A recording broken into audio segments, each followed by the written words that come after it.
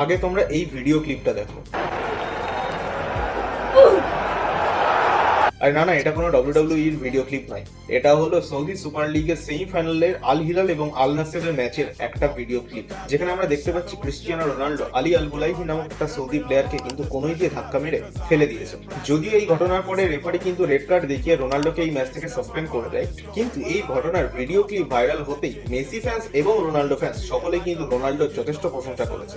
কিন্তু কেন করেছে সেটা জানতে হলে আমাদেরকে এই আলী আল বুলাইহি প্লেয়ারটার সম্বন্ধে একটু জানতে হবে।